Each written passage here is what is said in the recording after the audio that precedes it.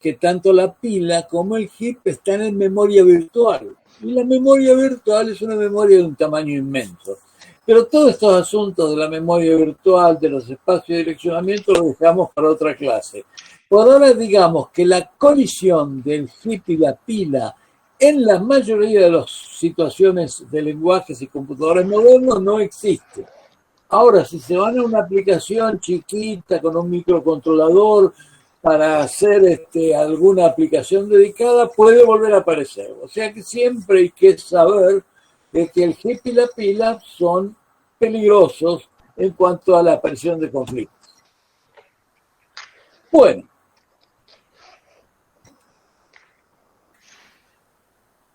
El heap se puede organizar de varias maneras.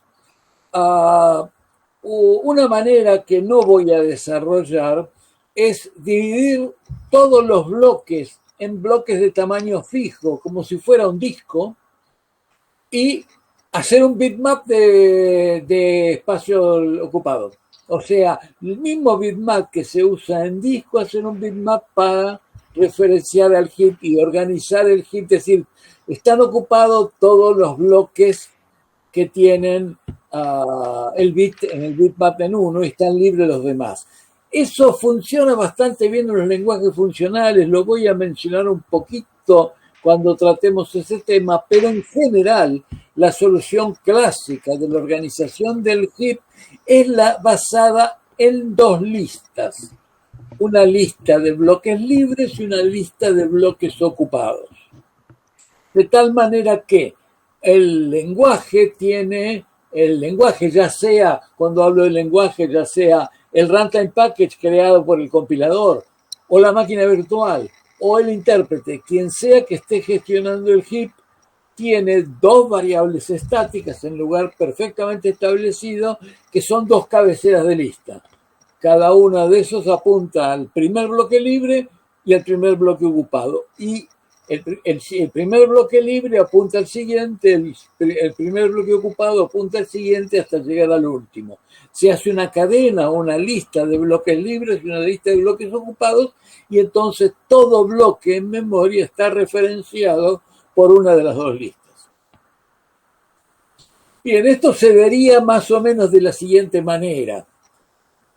Fíjense, espero que no haya ningún daltónico, que tenemos flechas rosas saliendo del cuadradito que está arriba a la izquierda, flechas azul oscuro saliendo del cuadradito que está más al medio, y flechas verdes saliendo de una celda que se llama pila. No siempre está la pila ahí, puede haber una tabla de símbolos, pero en general lo común es que sea pila.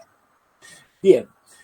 Las flechas que salen del primer cuadrado arriba a la izquierda son las flechas que apuntan, las flechas que representan los punteros que apuntan a los bloques ocupados. Entonces, de esa celda se apunta al primer bloque ocupado, el primer bloque ocupado tiene un puntero al segundo, el segundo un puntero al tercero, el tercero al cuarto, el cuarto al último, y el último no tiene puntero, dice yo soy último, no apunto a nadie. Lo mismo pasa con el casillero que está más abajo, de donde sale la línea de color azul oscuro, que apunta al primer bloque libre, el cual apunta al segundo bloque libre, el cual apunta al tercer bloque libre. Para que esto funcione, tendremos que saber dónde termina el último registro de activación. Las flechas que están pintadas con verde y que van del lado de abajo no son flechas gestionadas por el lenguaje, ni son flechas ni son punteros, ni representan punteros que tienen que ver con la organización del heap. Son los punteros del usuario. Cuando el usuario dijo new, en el registro de activación,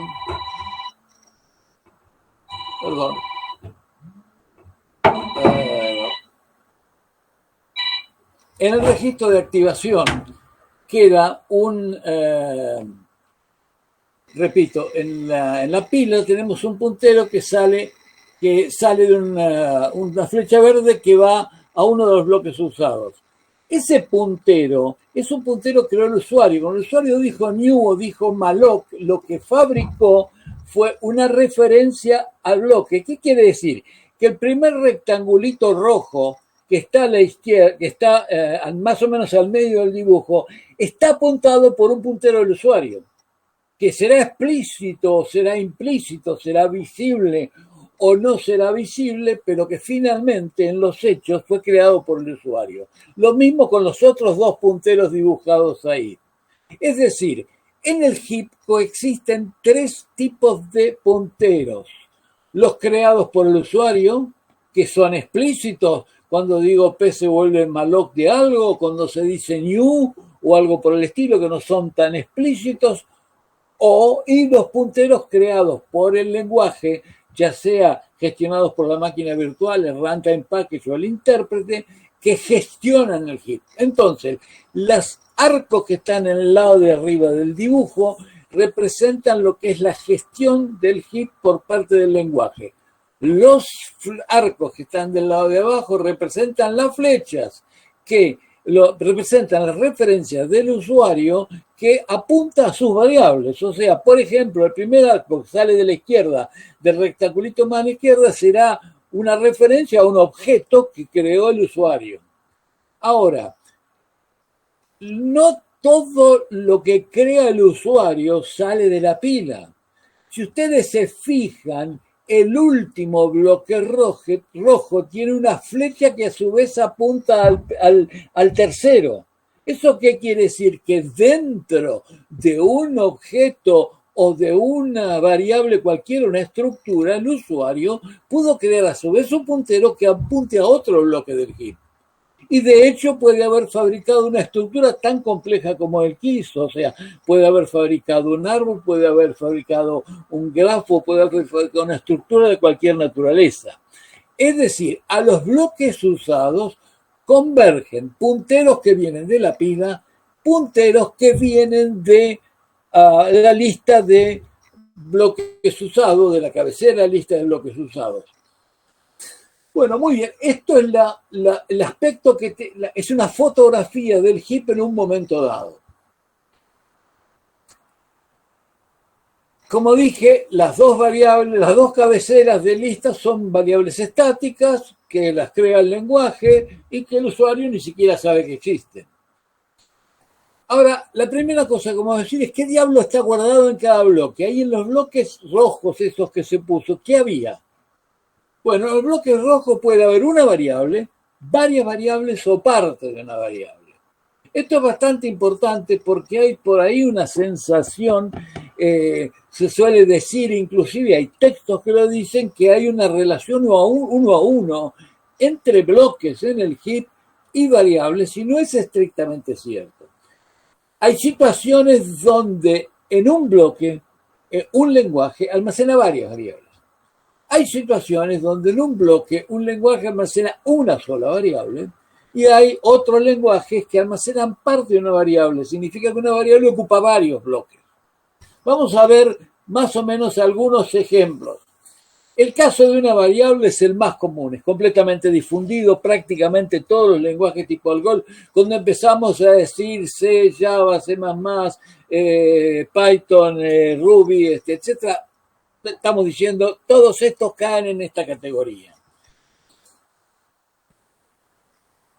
Varias variables, hay muy pocos ejemplos. Yo destaqué dos que son los que más conozco, que son el del lenguaje Simula 1 y del lenguaje Go. Estos dos lenguajes guardan varias variables, estrictamente guardan lo que sería un registro de activación que tendría que estar en la pila, pero en realidad lo guardan en el heap. En realidad, el lenguaje Simula 1 guarda todos los registros de activación en el heap, es decir, no arma una pila. Es decir, si lo quieren mirar, se puede visualizar como una pila, pero una pila dispersa en el heap, vinculada por punteros que van y vienen entre bloques del heap. Bien, ¿por qué hace esto el lenguaje Simula 1? El lenguaje Simula 1 tiene unas unidades que no son rutinas, sino son corrutinas. La palabra corrutina es distinta de la palabra función, de la palabra procedimiento, de la palabra método, y hay muy pocos lenguajes que tienen corrutinas, aunque se está empezando a poner de moda. Hay que decir que el lenguaje Simula 1 es del 60 y pico, 1960 y pico, y se está volviendo a poner de moda 70 años después, o 60 años después, está empezando a volver a aparecer. Varios lenguajes están hablando de poner corrutinas. En particular, el lenguaje que tiene corrutinas hoy día en forma completamente oficial es Go. Bueno, pero vamos a decir qué diablos es una corrutina. Una corrutina es una función que tiene dos formas de finalización, aunque en realidad una no es estrictamente finalización. Una de las formas de finalización es una suspensión, donde la subrutina al terminar dice, salgo, pero voy a volver a comenzar a continuar cuando me llamen. Y cuando me llamen voy a empezar en tal lugar. Es decir, la corrutina dice, si me llaman otra vez, voy a empezar en tal lugar, no donde comencé la primera vez ni donde comencé la vez anterior. Voy a comenzar en tal lugar y se indica la posición donde va a empezar a ejecutarse, que no tiene por qué ser inmediatamente después de la última instrucción ejecutada, puede ser en cualquier lugar de la función o de la corrutina. Y tiene otra forma de terminar que finalización definitiva. Cuando se suspende, o sea, cuando termina, pero no termina porque los pueden volver a llamar, todas sus variables se quedan en el estado que están. Entonces, como todas sus variables se preservan, no hay arreglo para eso que esté en una pila, porque entonces no se puede eliminar de la pila ese bloque de datos. Entonces, en el lenguaje Simula 1, todas las variables que pertenecen a cada unidad están en el heap. El segundo lenguaje es el lenguaje Go, que tiene una estrategia distinta y ataca otro problema, mandando los registros de activación al heap. En realidad, el lenguaje Go tiene la mayoría de los registros de activación en lo que yo expliqué como una cola circular, que es bastante parecido a la pila, pero sin borrar las variables anteriores.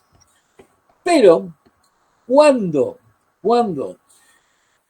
un puntero que tiene un alcance distinto al de la unidad que está en ejecución apunta a una variable interna del registro de activación, se fabrica el posible conflicto, que ese registro de activación ya no esté más accesible, pero pueda seguir siendo visible por el puntero. Para evitar que eso sea una fuente de conflicto, el registro de activación que contiene una variable que es apuntada por un puntero externo se saca de la lista circular y se manda al heap, de tal manera que adquiera persistencia, y mientras ese puntero está apuntando a una variable dentro del registro de activación, ese registro de activación sigue vivo.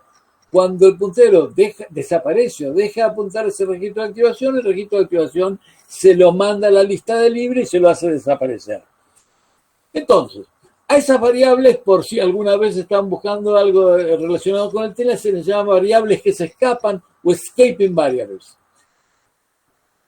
Entonces, ¿qué es lo que tenemos? Que tenemos escasos lenguajes, ejemplos de 2 o 3 por situaciones particulares, que un bloque del heap no es una variable, sino es un grupo de variables, por distintas razones. Ahora, ¿qué pasaría si en un bloque se guarda un pedazo de una variable, no toda la variable? Eso es recontratípico de los lenguajes funcionales. Prácticamente todos los lenguajes funcionales almacenan sus variables en listas. Y la lista cada nodo de la lista tiene un pedazo de la variable. Entonces, puede parecer, por ejemplo, que yo tengo un nombre largo, y si tengo un nombre largo de 20 caracteres, algunos lenguajes funcionales me ponen 2 o 3 caracteres en un nodo de la lista, otros 2 o 3 en otro nodo de la lista, y así sucesivamente van partiendo el nombre 2, 3, 4 pedazos, y y de esa manera ocupan más de un bloque ocupado en el heap con pedazos del nombre.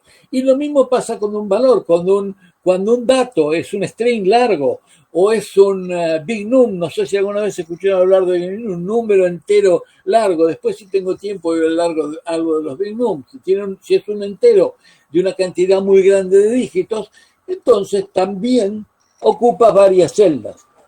Entonces, en el caso de los lenguajes funcionales, no hay una relación uno a uno variable bloque usado, sino hay varias partes, o sea, varios bloques usados para una sola variable. Muy bien, ese dibujito, yo no sé si lo presenté antes, si se lo mostré o si es nuevo para ustedes. La verdad que no me acuerdo, voy a explicarlo un poquito. Esta es la organización que tienen la estructura de un lenguaje funcional. Un lenguaje funcional tiene un intérprete y típicamente tiene una lista de funciones y una lista de variables y algunas otras listas para su funcionamiento interno. Solo le voy a prestar atención a la lista de variables. La lista de variables apunta a la primera variable, la cual es un puntero doble. Uno apunta a la siguiente variable y otro apunta a detalles de esa variable. La segunda variable apunta a la tercera por uno de sus punteros y por otro puntero detalles de la tercera variable. La cuarta variable tiene un puntero que apunta a la que sigue y otro que apunta a detalles de la cuarta variable. Ahora, si miran el detalle de la cuarta variable, el dibujo no puede mostrar uno, pero no puede mostrar mucho, pero tiene tres iniciales que dicen T, V corta y N, para simbolizar que en T se guarda el tipo, un código de tipo. En V se guarda el valor y el valor puede ocupar varias celdas. Y en N se guarda el nombre, el cual puede ocupar varias celdas. Entonces, fíjense que en este dibujito muy elemental, abajo a la izquierda, está una descripción muy somera de lo que sería una variable en un lenguaje funcional, donde tenemos registrado el tipo, el nombre y el valor de esa variable, todo en claro y ocupando varias celdas, varios bloques ocupados, 3, 4, 5, 6, depende de las características del lenguaje. Ahí los lenguajes funcionales se dividen en aquellos que deciden hacer las celdas todas del mismo tamaño, con lo cual fragmentan mucho, pero permiten que el registro de los bloques ocupados pueda hacerse con un bitmap, al igual que se hace un bitmap de los clústeres en discos, o aquellos que permiten celdas de distinto tamaño, con lo cual se ocupan mucho menos celdas, pero me fuerza al dibujito de colorinches rojos y celeste, que hay celdas ocupadas, celdas libres, y a mantener dos listas más para gestionar el heap. Además de todas las dibujadas, dos más solo para gestionar el heap. Muy bien. Una cosa que hay que tener en claro es que el heap no puede existir por sí solo. O sea, no puedo tener heap, punto. Necesito algo una estructura que me permita acceder al heap. Una estructura de soporte que me permita ubicar las cosas en el heap. Ya más o menos las hemos visto, estas estructuras no son mágicas. Las estructuras de soporte clásicas para acceder al heap son cabeceras estáticas, cabeceras en un lugar fijo de listas, que eso hacen los lenguajes funcionales, tabla de símbolos, que lo hacen pocos lenguajes, y la pila. Entonces, en las transparencias que siguen decimos con las cabeceras de lista, clásico ejemplo de los lenguajes funcionales. En las tablas de símbolos son muy pocos lenguajes, algunas versiones de BASIC, el lenguaje APL en todas sus versiones, el lenguaje J y el lenguaje Perl en todas sus versiones. Insisto en todas las versiones de BASIC, porque las soluciones de BASIC, algunas fueron interpretadas, otras fueron compiladas, por lo tanto hay variaciones, pero en general la mayoría de las veces BASIC recurre a una tabla de símbolos.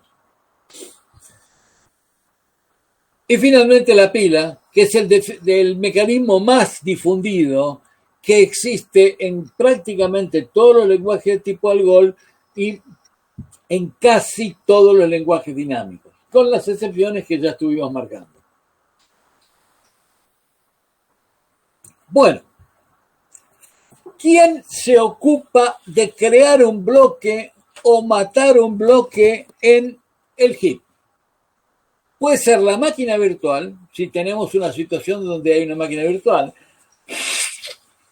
el intérprete, si es que tenemos un lenguaje interpretado, el runtime package, si es que tenemos un lenguaje compilado, es el runtime package, se llama el pedazo que pone el compilador para gestionar el heap y otras cosas, y el usuario, cuando hace new o hace malloc. Entonces, cuando la creación de un bloque en el heap es automática, repito, cuando la creación de un bloque en el heap es automática a través de asignaciones, será la máquina virtual, el intérprete o el runtime package, en definitiva, el lenguaje a través de su forma de representación o de su forma de ejecución, quien se ocupa de crear un bloque en el heap, mientras que el bloque usado, y mientras que sí es el usuario el que diseñó, malloc, etcétera, justamente es el usuario a través de una función provista por la biblioteca o el propio lenguaje que en forma explícita crea un bloque en el heap. Lo mismo ocurre con las eliminaciones. La eliminación también puede ser realizada en forma automática o por parte del usuario.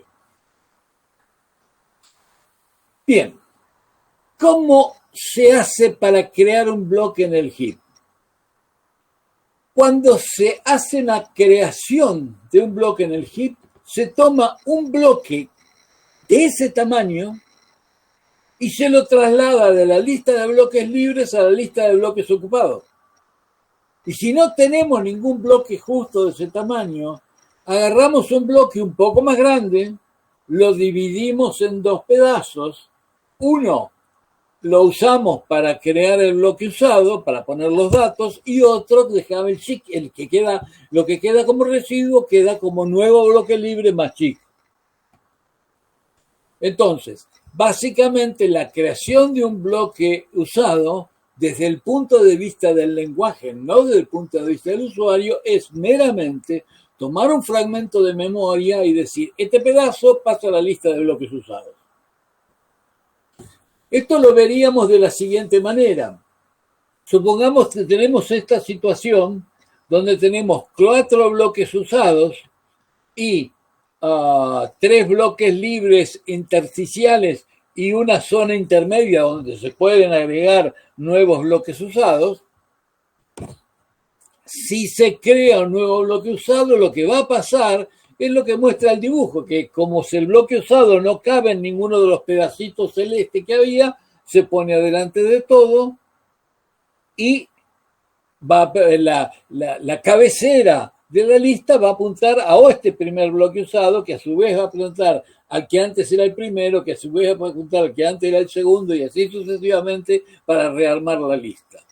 Entonces, la creación de un bloque usado significa tomar un pedazo de un bloque libre o de la zona intermedia, que a la larga es una zona, un bloque libre, y fraccionarlo y pasarlo a la lista de bloques usados. Se le devuelve al usuario la dirección de dónde fue creado ese bloque, de tal manera que a través del puntero pueda hacer las operaciones que correspondan.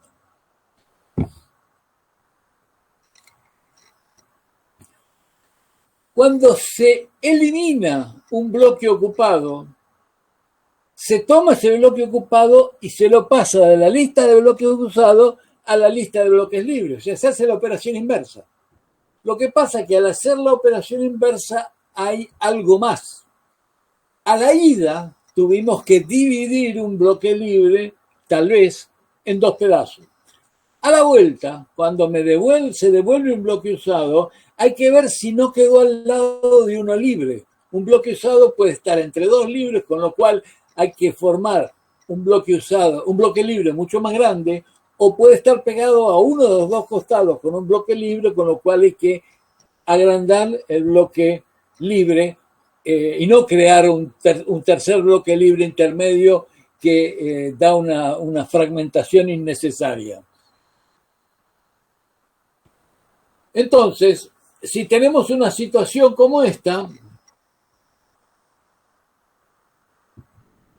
y fíjense que lo que se va a borrar es el último bloque libre que está a la derecha de todo. Si se crea ese bloque, se desaparece ese bloque usado que pasa al bloque libre y además se junta con el pedacito que estaba a la izquierda, por lo tanto tenemos un bloque libre más grande.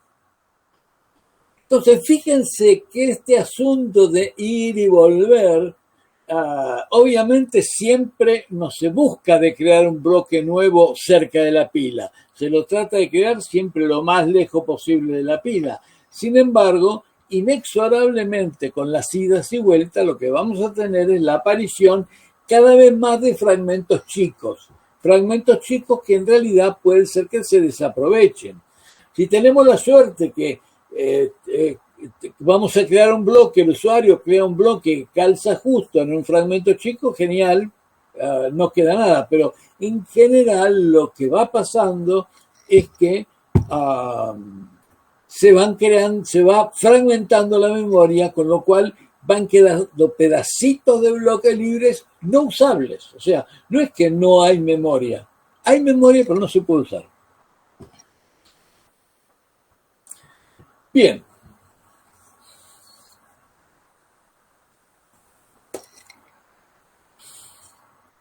Bueno, los bloques libres van a ser accedidos por referencias gestionadas por el lenguaje. Si yo estoy en un lenguaje como Python, digo, se vuelve un string y bueno, se fabrica el string en el heap y tengo una referencia y chao, es un poquito más complicado. Vamos a ver que pasamos a través de un puntero que está en la pila, pero en definitiva es el lenguaje en que maneja todo y el usuario no hace nada.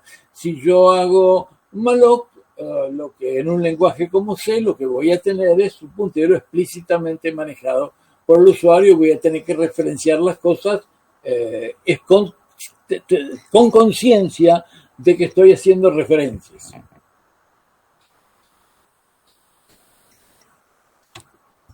Bueno, si es el usuario el que fabricó el bloque libre, en general es el usuario el que es responsable de eliminarlo y no dejarlo sin usar. Vamos a suponer el caso típico que ocurre en muchos lenguajes y en muchos programadores. El programador define un puntero, crea un bloque usado en el heap, termina la función, se muere el puntero y se olvidó del bloque usado. Si se olvida del bloque usado, ese bloque usado queda en la lista de bloques usados permanentemente, no es identificable. El lenguaje, la gestión de la lista no se da cuenta que quedó un bloque ahí marcado como usado, pero que nadie lo referencia.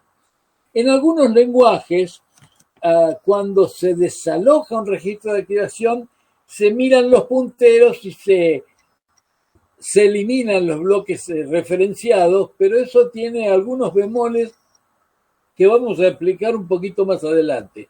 Por ahora, digamos que en general pocos lenguajes se ocupan de liberar los bloques que crearon los usuarios. Casi siempre es el propio usuario que cuando crea un bloque tiene que liberarlo. Ahora, si el usuario se olvida de eliminar un bloque que ya no va a usar más, la consecuencia es que ese bloque que queda inaccesible, el programa no lo ve, el lenguaje no sabe que nadie lo ve, se llama garbage. Y eso, si yo tengo una función que cada vez que se ejecuta me deja un bloque de garbage, y la uso mucho, voy a llenar de garbage la memoria, o sea, voy a tener la memoria ocupada por cosas que nadie usa. Eso es una cosa peligrosa, que puede llegar a consumir mucha memoria y eventualmente impedir la ejecución del programa. Entonces, eso hace que haya que tener una previsión que se suele conocer con el nombre de garbage collection o recolección de basura.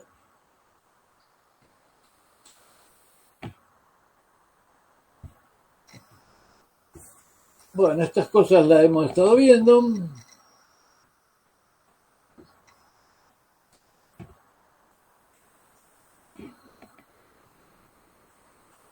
Bien. En esta transparencia decimos que la existencia de garbage no es el único problema de existencia en el heap. Efectivamente, ya lo estuve presentando. El segundo problema en el heap es la existencia de muchos bloquecitos libres no usables. O sea, la presencia de fragmentación. Son bloques libres no utilizables que también reducen la memoria disponible. Entonces, el garbage collection, la recolección de basura, tendría que ocuparse de ambos problemas. La compactación de la memoria, es decir, la eliminación de los bloquecitos chiquitos no usados pero inusables, y la eliminación de los bloques que quedaron como garbage.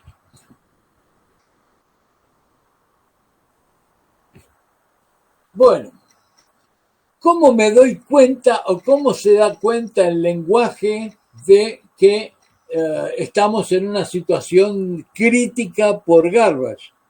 La situación crítica por garbage se produce cuando vamos a crear un registro de activación y nos damos cuenta que el registro de activación cae encima del bloque libre más cerca de la pila. O sea, se superpondría a un bloque ocupado que está cerca de la pila. Esa es la condición de no se puede seguir. No puedo arrancar una nueva unidad porque no tengo dónde poner el registro de activación. Y el segundo fenómeno es cuando hago un new y no hay lugar donde ponerlo, porque me voy encima de la pila. Esa sería la situación crítica. Muchos lenguajes tienen previsiones muy anticipadas, como por ejemplo fijarse que la distancia entre la pila y el tope de la pila y el bloque usado más cercano a la pila sea mayor que un cierto valor. Si se empiezan a acercar, aunque todavía están lejos, ya empieza a decir, oh, hay que empezar a hacer garbage collection. Entonces, la gestión de cuándo hacer garbage collection puede ser por la crisis, porque no se puede hacer más nada, o puede ir previniéndose, haciéndose en forma preventiva. En algunos lenguajes incluso se crea un hilo de garbage collection que se hace garbage collection al mismo tiempo que se ejecuta el programa, de tal manera de ir previniendo el problema de que me quede sin memoria. De todas maneras, hay que decir dos cosas. Recuerdo que modernamente estamos en el caso de memoria virtual, donde los espacios de memoria son muy grandes. El garbage collection raramente es necesario o muy necesario. Y tiene que ser muy bruto un programador para que fabrique muchos bloques perdidos. Bien. ¿Cómo se haría el garbage collection? Vamos a buscar la técnica de identificar los bloques usados, pero no referenciados por el usuario. Entonces, recuerdan que teníamos flechitas de color rosa que iban de bloque usado en bloque usado y flechitas de color verde que iban de la pila a los bloques usados. ¿Qué es garbage? Garbage es un bloque rojo que está en la lista de bloques usados, pero que no tiene ningún puntero que venga de la pila o de otro bloque usado. Entonces, en realidad, esa es la condición. Para eliminar o detectar qué bloques son garbage, lo que tengo que hacer es ver cuáles son están en la lista de bloques usados, pero no tienen punteros que vengan en la pila. Entonces lo que hay que hacer es primero marcar todos los bloques usados, o sea, recorrer la lista de usados y ponerle una cruz a cada uno de los bloques, para lo cual hay que tener una previsión y que cada bloque usado tenga un lugar para poner una marca. 2. Hay que recorrer todos los punteros de la pila al heap. Y si tengo un puntero que está en la pila que apunta al heap y se refiere a un bloque del heap, le quito la marca. Y eso tiene que ser recursivo. Si ese bloque a su vez tiene punteros a otros bloques, seguir esos punteros y ver al bloque donde va y sacarle la marca. Es decir, tomar cada uno de los punteros que salen de la pila y ver a dónde llegan y sacarle la marca a aquellos bloques que están que tenían la marca. Y luego con eso ya sé, los que le quedan la marca son aquellos que no hay puntero que venga de la pila que los referencie. Entonces, esto se vería de la siguiente manera. Primer paso, marcar los bloques usados. Espero que se vea una cruz blanca cruzando los 5 bloques rojos. Significa que le pusimos una marca a cada uno de esos bloques, recorrimos la lista de bloques usados y le pusimos una marca. ¿Quién hace eso? El lenguaje. No lo puede hacer el usuario si el usuario no ve esa lista. Luego, recorrer todos los punteros. Fíjense que tengo un puntero que va al último bloque libre, el último bloque usado, por lo cual ese está marcado. Tengo otro puntero que va al primero, al segundo, entonces le saco las marcas y ¿qué me quedan? Me quedan 2 bloques que aparecen como inaccesibles. Esos bloques que aparecen como inaccesibles siguen siendo bárbaros. Entonces, en la próxima pasada, todos aquellos bloques que conservan la marca se los manda a la lista de bloques libres. Con lo cual, el aspecto que adquiere el heap es el que tiene ahora, donde tengo un montón de zonas celestes, una zona celeste más grande. Entonces, ¿esto es fácil de hacer? No, esto es bastante bravo de hacer. ¿Por qué es bastante bravo de hacer? Porque el lenguaje necesita tener una gestión muy cuidada de qué diablo es puntero y qué diablo no es puntero dentro de todos los registros de activaciones y todos los bloques usados del programa. Por lo tanto, lo que típicamente se hace es los punteros dentro de las variables semiestáticas se los agrupa de tal manera de que haya una marca que diga todo lo que está en esta zona del registro de activación son punteros. Entonces el lenguaje puede decir, bueno, acá están los punteros, los voy a recorrer, etcétera. Aún así el algoritmo es complicado, pero se puede hacer. Entonces, para que este algoritmo funcione es necesario que todos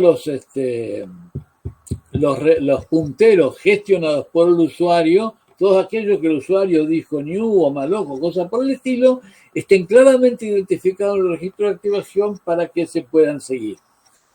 Esto se hace, muy pocos lenguajes se toman la responsabilidad de hacer garbage collection con esta estrategia. La mayoría de los lenguajes dicen, no, yo no me meto con esto. Bien, ¿cómo seguiría? Lo próximo que seguiría es compactación. Porque fíjense ustedes, si lo que me pasó es que no se podía crear la pila, un registro de activación nuevo, y el bloque que estaba más a la izquierda no se movió, no fue eliminado, sigo con el mismo problema, sigo sin poder crear el registro de activación nuevo. Entonces la compactación suele ser tan necesaria como la defragmentación. ¿Qué es compactar? Tomar el bloque rojo que está a la derecha y mandarlo al fondo. Tomar el segundo y mandarlo a continuación. Tomar el primero y mandarlo a continuación del segundo. O sea, mandar todo al fondo. Entonces, ¿cómo se hace eso? Bueno, hay que recorrer la lista de bloques usados, encontrar el bloque que está en la dirección más alta, mandarlo al fondo, ir a la pila y ver todos los punteros que apuntaban a este bloque y cambiar la dirección. Luego buscar el anterior, correrlo a continuación, ir a la pila, mirar todos los que referían a este bloque y correrlo. O sea que es tan complicado desde el punto de vista del algoritmo como hacer la detección de los libres y los usados, de los usados y de los que son garbage o no. O sea, es muy complicado y muy costoso temporalmente. O sea, el problema de gestión del heap desde el lado del garbage collection y la compactación es un problema serio que muchos lenguajes no han abordado justamente por esa condición. Es más, gran parte de las necesidades que impulsan la memoria virtual vienen del garbage collection y vienen del garbage. ¿Por qué? Porque si tenemos memoria virtual, la pila y el heap están tan lejos que la eventualidad de que se produzca una colisión es muy baja. En ese caso, ¿qué se hace? Más si no hago garbage collection y el riesgo de colisión es bajo. El riesgo de colisión va a pasar mucho tiempo o es casi infinito el tiempo para que llegue un programa relativamente en buen estado a hacer una crisis.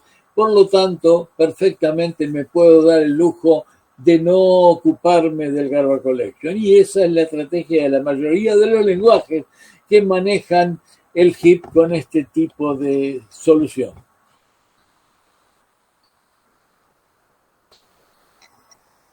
Bien, hay una segunda solución al garbage collection que es la estrategia de los contadores de referencias. La estrategia de los contadores de referencia se basa en la idea de que cada bloque en el heap, cada bloque usado, tenga un indicador que diga cuántos punteros lo apuntan. Repito, la estrategia de los contadores de referencia, que sí es usada en algunos lenguajes, se basa en la idea que cada bloque usado en el heap tenga un numerito que diga cuántos punteros le están apuntando. Entonces, esto funcionaría de la siguiente manera. Si escribimos una instrucción de tipo P se vuelve malloc de 100, el lenguaje no crea un bloque de 100. Primero necesita poner un puntero al que sigue, al bloque que sigue. Por lo tanto, son 100 más 3 o 4 bytes para el puntero. Pero además del puntero pone un contador, pone un entero. O un entero o un byte. Pone un entero. Y en ese entero lo inicializa en 1. Entonces, se creó un bloque en el heap, tengo una referencia a ese bloque de heap y el bloque anónimo de 100 bytes sabe que hay un puntero que le apunta.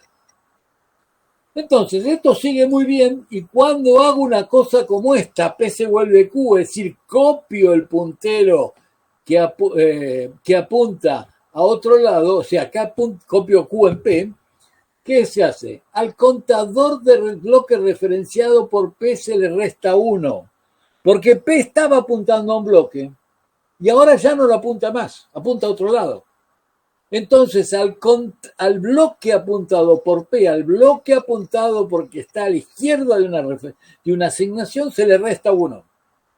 Y al bloque que está siendo apuntado por el que está a la derecha se le suma 1, porque ahora no solo le apuntaba a Q y otro, sino que además ahora le apunta a P.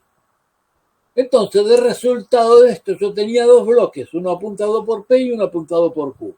El apuntado por Q, su contador de referencia se incrementó 1, el apuntado por P, su contador de referencia se restó en 1. Si la suma, si la resta da 0, es garbage. Y se lo elimina, se lo manda a la lista de bloques libres en el mismo acto.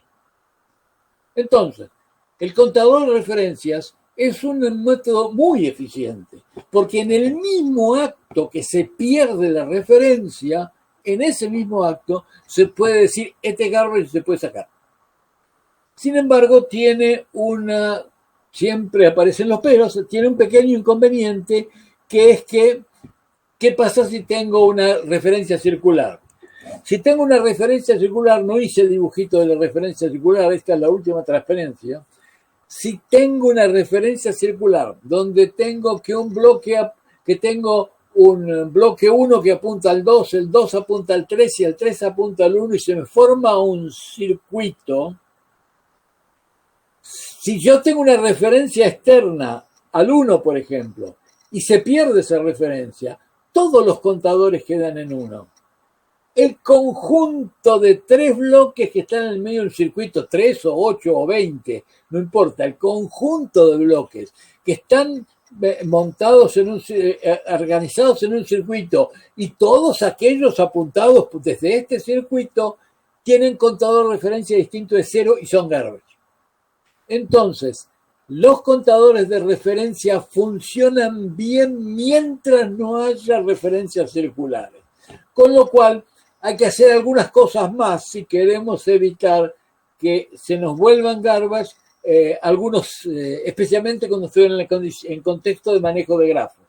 De todas maneras, esto es una cosa demasiado de detalle para seguir avanzando demasiado y me parece relativamente suficiente el lugar hasta donde llegamos para el tratamiento de la estructura del heap. Entonces, volviendo al principio y para terminar la clase, o mi parte de la clase, perdón, les recuerdo que en el heap se almacena una variable en la mayoría de los lenguajes. Varias variables en algunos lenguajes donde cada bloque usado es un registro de activación. O partes de una variable cuando tengo un lenguaje funcional. Y que si los bloques son todos del mismo tamaño, yo puedo hacer una solución tipo bitmap.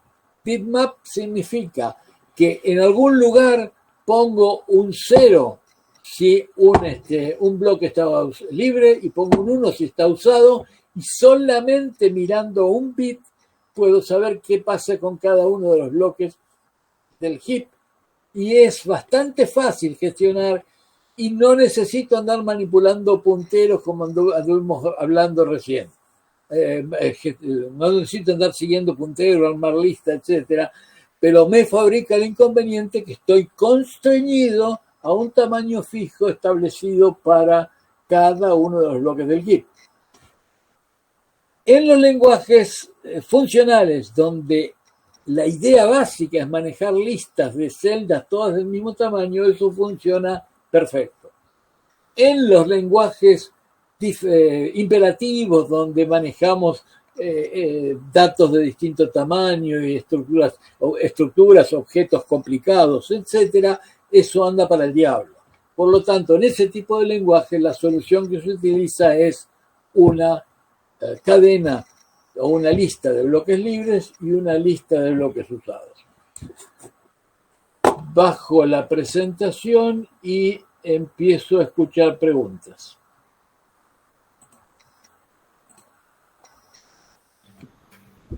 Profe, yo, perdón, le puedo pedir que la vuelva a poner la presentación. Un segundito. Sí, cómo no, no hay problema. Cuando estaba explicando, no quise interrumpir, pero cuando estaba explicando lo de Garbage Collection, sí, mostró el gráfico como cuando se ponían las marcas. ¿Me dejás llegar a la transparencia a ver si nos podemos entender más fácil? Un segundo. No está compartiendo igual, profe. Ahora voy a compartir, un segundo.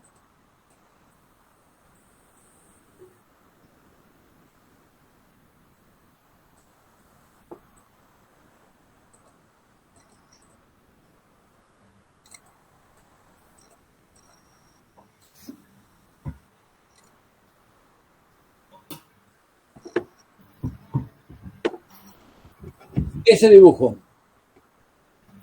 Exacto. Acá,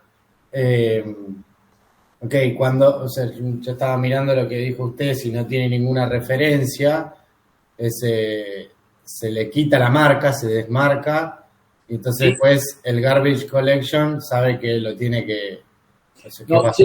Se le saca la marca a aquellos que tienen punteros desde la pila. O sea, Okay. fíjate vos que desde la pila tengo 3 punteros. Uno Sí, que va al primer bloque, otro que va al segundo bloque y otro que sí. va al último. Entonces son esos 3 los que se le marcan. El tercero y el cuarto quedan la marca. Ok, y en la siguiente diapositiva que muestra la Y limpieza. si la diapositiva está bien, desaparecieron todos los bloques intermedios. Desapareció, voy a volver, ir y volver. Ok, Desaparece el tercero y el cuarto. perfecto. Ok.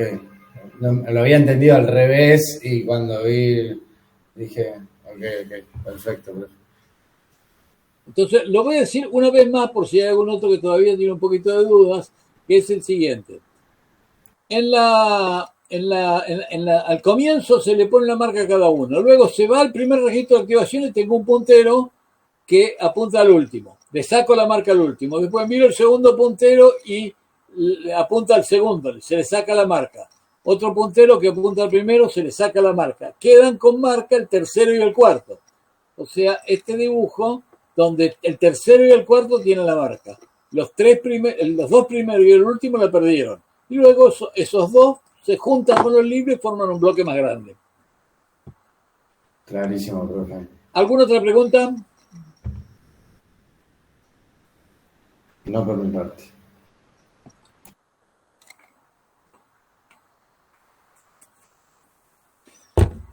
Hernán, ¿estás ahí o todavía no? Sí, estoy acá, Jorge. No sé si prestaste atención, yo dejé colgado justamente lo de punteros colgados, que te lo dejé para vos. Ok. Bueno. Y ¿Quieres que lo vea ahora? no sé no, hay que hacer un pequeño descanso, pero déjame ver si queda alguna pregunta y si no, si empezamos. Ok. Vuelvo a bajar la presentación. ¿Alguna otra pregunta?